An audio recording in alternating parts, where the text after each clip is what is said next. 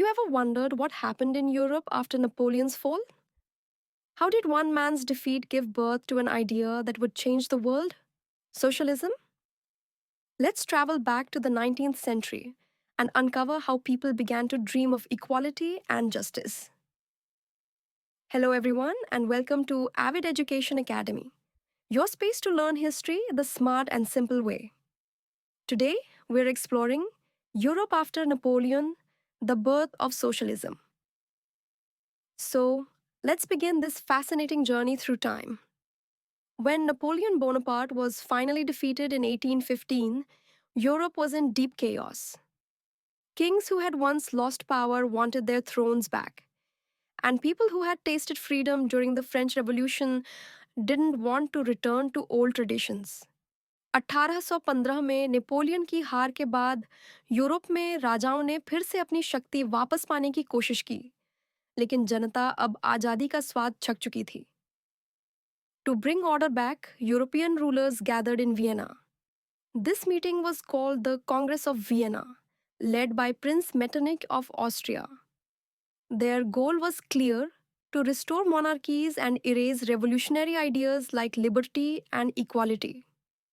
Vienna की कांग्रेस का उद्देश्य था पुराने राजाओं को वापस सत्ता में लाना और आजादी तथा समानता जैसी क्रांतिकारी सोच को दबाना. But there was a problem. The world had already changed. Industrialization was spreading fast.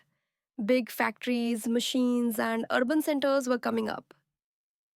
This created two new groups in society: the rich factory owners and the poor workers who worked long hours for little pay.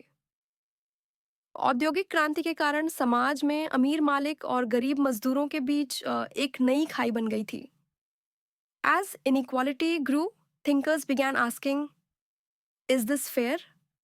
Should only a few control wealth while the majority live in poverty? This question gave birth to a new idea, socialism. यही असमानता ने समाजवाद socialism को जन्म दिया. एक ऐसा विचार जिसमें सबके लिए समान अवसर हों. The core belief of socialism was simple: the means of production, like land, factories, and machines, should be owned collectively. In other words, everyone should share in the nation's wealth, not just the rich. समाजवाद का मूल विचार था कि उत्पादन के साधन सबके सामूहिक स्वामित्व में होने चाहिए. One of the early socialists, Robert Owen, believed that happy workers create a happy society. He built model communities in Britain with better housing, education, and fair wages. His village at New Lanark became famous across Europe as a symbol of cooperative living. Robert Owen ने Britain में मजदूरों के लिए अच्छा जीवन बनाने की पहल की, जिससे समाज में समानता का विचार फैला. Later came two revolutionary thinkers, Karl Marx and Friedrich Engels. In their famous book, The Communist Manifesto, 1848, they wrote that all history is the story of class struggle between the rich and the poor. Marx believed that one day, workers, the proletariat, would rise up and create a classless society. Karl Marx और Engels ने कहा कि इतिहास अमीर और गरीब की लड़ाई का इतिहास है और अंत में मजदूरों का समाज ही न्यायपूर्ण समाज बनेगा. These socialist ideas spread like fire across Europe. Workers started forming unions, demanding better pay and working conditions.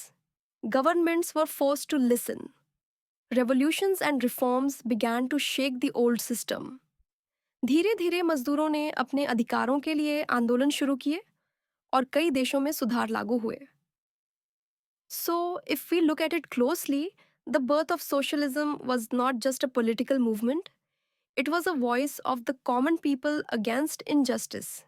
It was about equality, dignity, and the dream of a fair world. समाजवाद दरअसल आम आदमी की आवाज थी, न्याय और समानता की मांग. To recap, after Napoleon's fall, Europe tried to return to old monarchies through the Congress of Vienna. But industrialization created inequality, which led to the rise of socialist ideas by thinkers like Robert Owen, Karl Marx, and Engels. Their ideas shaped the future of Europe and the entire modern world. Napoleon की हार के बाद Europe में राजतंत्र वापस आया, पर समाजवाद ने सोच को बदल दिया और समानता का युग शुरू किया. Now think about this. If socialism had not emerged, how different do you think our modern society would look today? Would we still have rights like minimum wage or social security? जरा सोचिए, अगर समाजवाद न होता तो क्या आज हमारे पास मजदूरों के अधिकार या सामाजिक सुरक्षा होती? Thank you for watching this lesson on Europe after Napoleon, Birth of Socialism.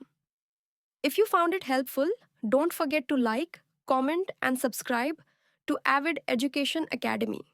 Stay curious, stay informed, and I'll see you in the next video.